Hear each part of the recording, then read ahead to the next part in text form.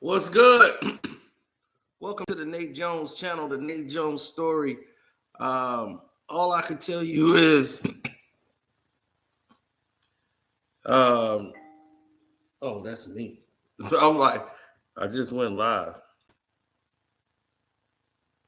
All I can tell you is this: Keyshawn Davis not making weight for De Los Santos' fight and bout was some of the most disgraceful. One of the most disgraceful things I probably have seen. Not because he missed weight. It was because of how he missed the weight.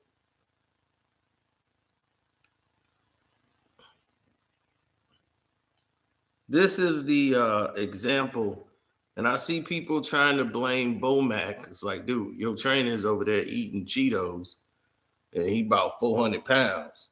Of course you're going to be overweight. Now,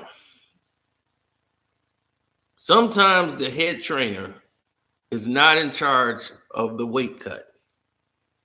Sometimes, depending on who's in control and who's not.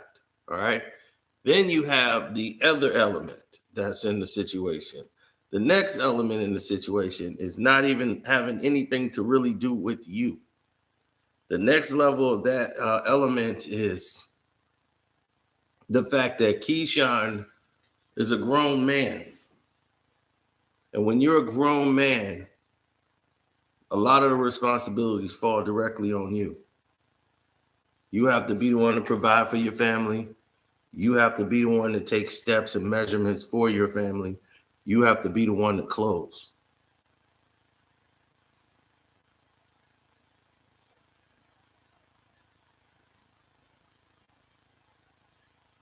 So to see that happen in that fashion where he didn't make weight, and as a man, as he come out and say, oh, well, his reasoning was way off for anybody of this situation. I just felt bad for all parties involved because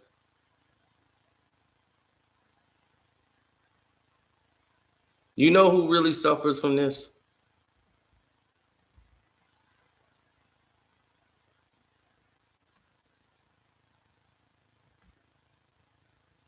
You know who really suffer from this the most?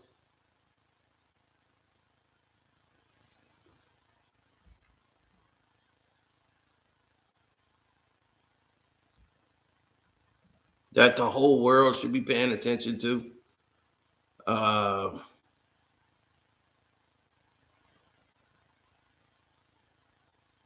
young fighters. Young fighters, please pay attention to this because this was the biggest check he was ever going to get. And it wasn't about the money. It was the fact that he was on a platform which was going to blow him up. They flew, Bob Arum is 92 years old. He flew in to be there for your big fight. And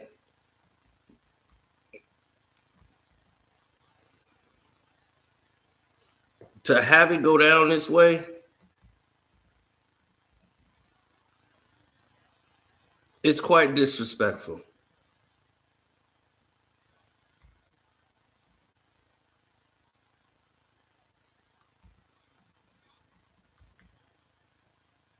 Now, I get it. You can't make weight, right? But I've been in camps where there's been weight cuts.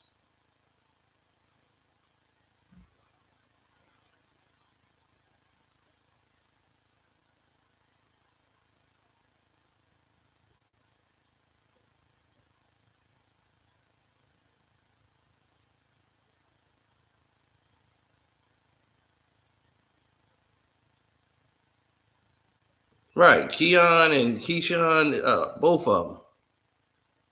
I understand what it's like. You understand? Like, I get it. Like, I really understand to not make weight. But 4 pounds,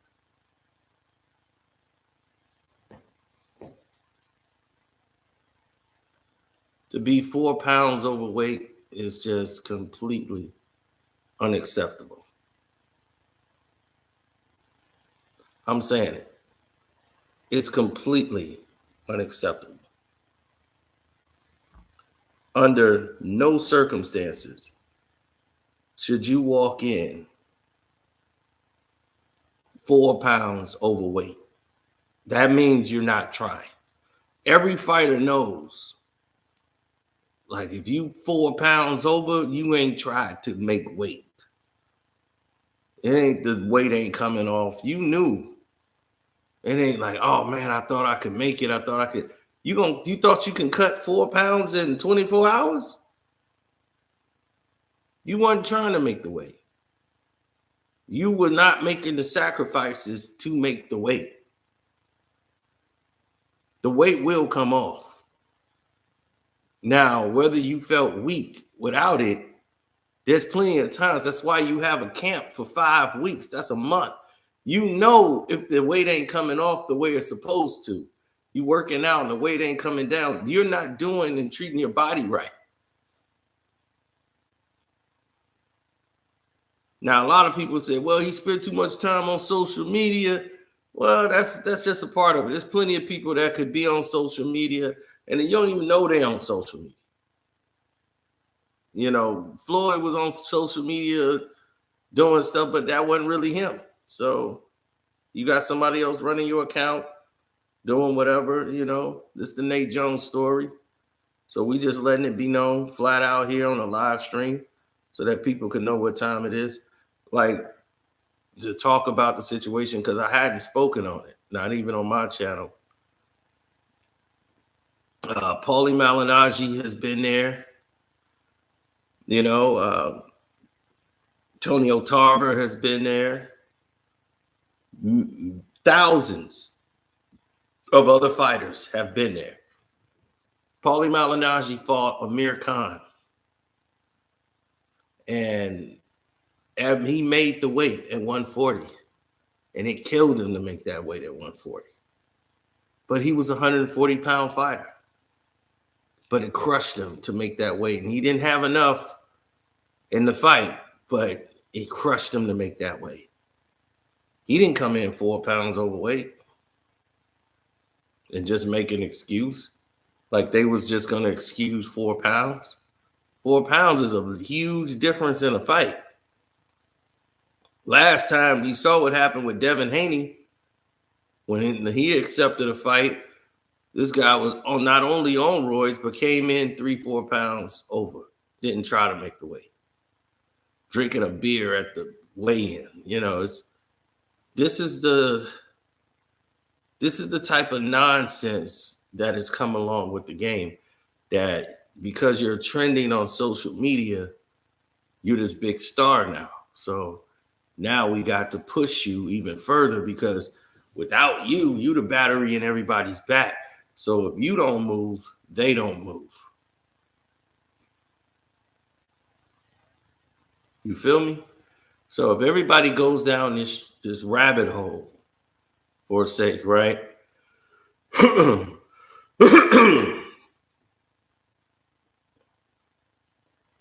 They kind of had this eyes wide open thing going on. Like, I got both eyes open. I see this whole thing break out. You're not seeing it correctly. What you're seeing is a bunch of people trying to make decisions based on what you should have been doing. You should have been eating right. You should have been taking care of yourself. You should have been doing these things. You have the best trainer in the world. You have the best camp. You have the best resources to be the very best you could be.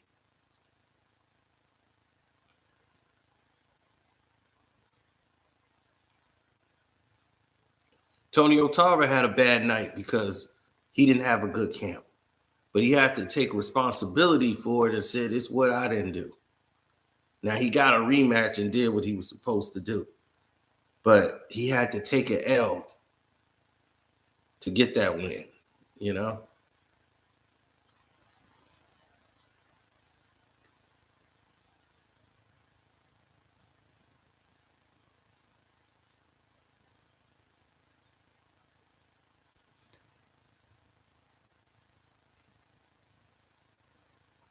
Well, see, most of these fighters nowadays, they don't live like fighters. Most of them, they're so caught up into the I have to be visible for everything. I have to do this. I got to do a live stream. I got to do. They're not living like fighters. They're living like people who have social media platforms who hadn't seen the turn that corner to turn that into I want to get my revenue off of this the right way and become the very best fighter in the world. That's like done. It's like so many, listen, it's so far few and in between.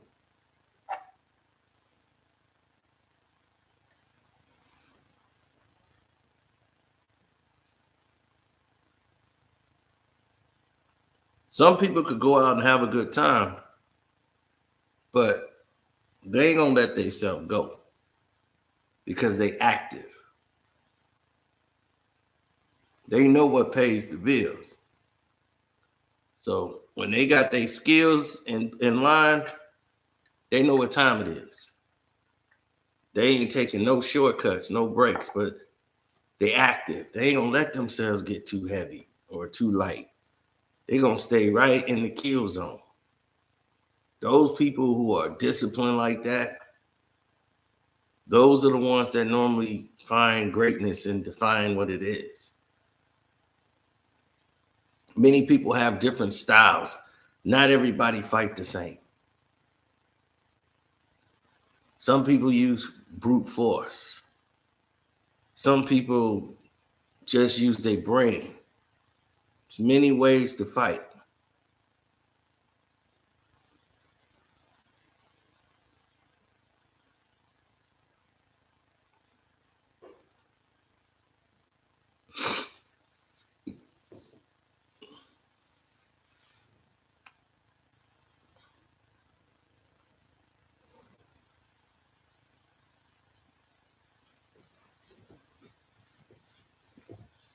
Keon and Keyshawn both know. They know better. You know, now the opponent that he's fighting is going to get his entire purse. You know, and who's got to pay for that? Top rank. They got to pay for a fight. They probably not going to make any money on. They replaced them and made the new fight happen to come take the place of the main event and to save the card. But this is a black eye in the game that didn't need to be. And the reason it didn't need to be is because you have all these other people in place and nobody's doing what they're supposed to do. And it became a very sad situation to see, you know. So hopefully, you know, people can correct themselves and come correct. But I seriously doubt it at this point. There's so many people out here that just don't want to be, period. Like in any situation, they just want the world to hand them stuff. So it just is what it is.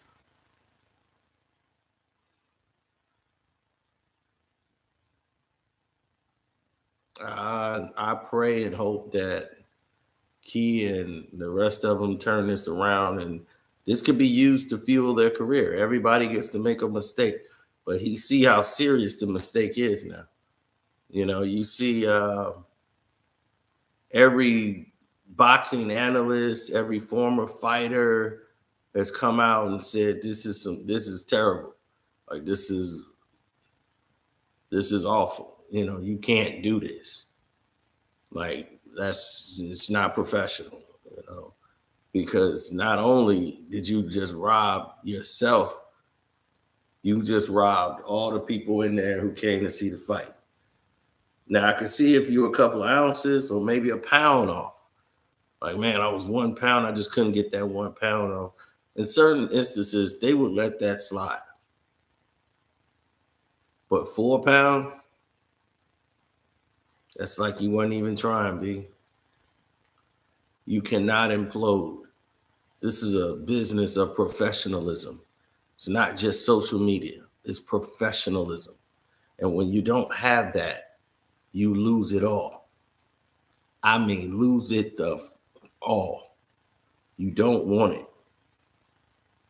So if people see that you moving that way and you moving that trope, they ain't gonna want nothing to do with you anyway. So don't forget to subscribe to the Nate Jones story. Nate Jones, one of the best trainers in the game, and he's still doing his thing. Right now, he's training and working.